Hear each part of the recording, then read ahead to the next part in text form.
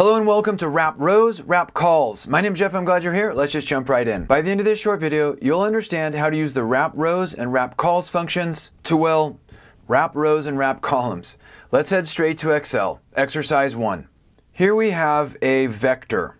That's basically a one row or one column list of values. And we want to put that into rows, not like transpose, which would put this into a single row, but we want to wrap it after every X number of values. This is when we'd use the WRAPROWS function.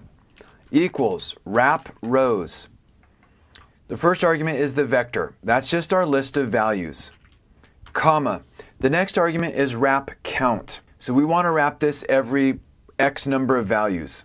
Let's start with 4. Close function and enter. And so now it displays 4 values and then it wraps onto a new row. Let's go back and edit our formula. Let's change this to 2, enter. And now it goes and wraps after every 2 values. Let's go back and change this to 3, enter. Okay, now we get an error. Why? Because there's not 9 values. So for the 9th value, it just gives an error. It's like, I don't know. So what we can do to handle that is let's go specify the third argument, pad width. When there is an error, what do we want to put instead? We could put a 0. That'd be fine. We could put a dash. That'd be fine. Or we can just put nothing, and that would be fine. So when we wrap rows, we're going across and then down.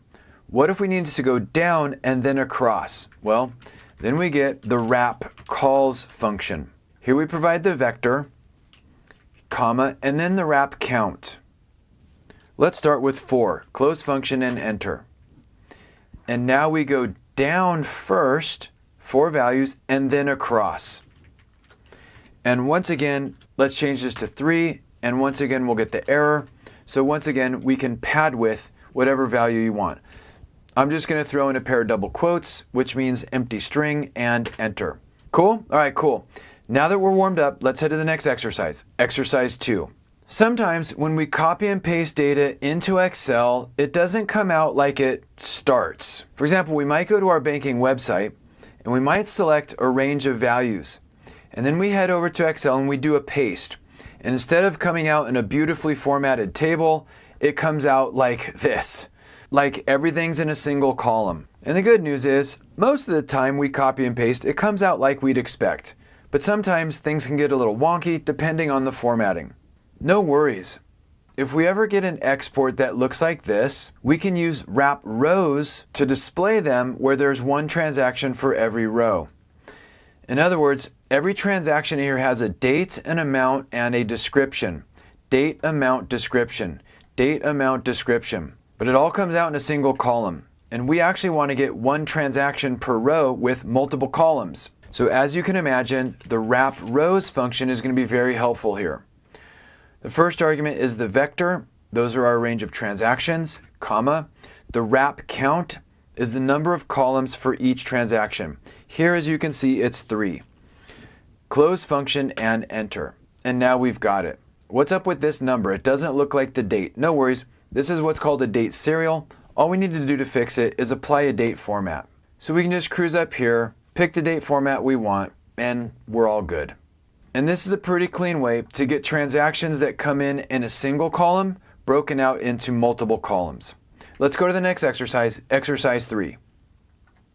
Once again, we have transactions that come in a single column, and we want these displayed with one transaction per row. Equals WRAPROWS.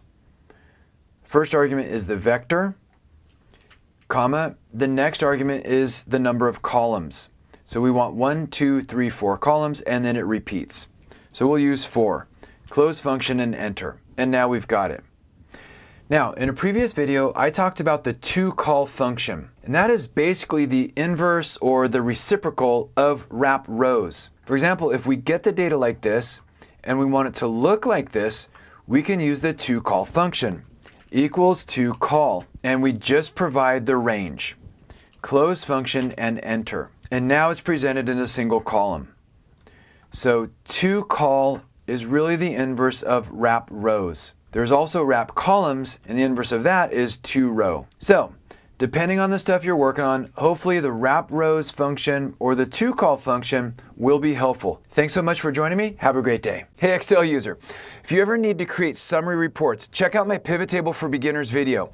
It starts at the beginning and shows how to store the data transactions in a table and then how to summarize those transactions with a pivot table report. I hope it helps unlock the incredible power of pivot tables.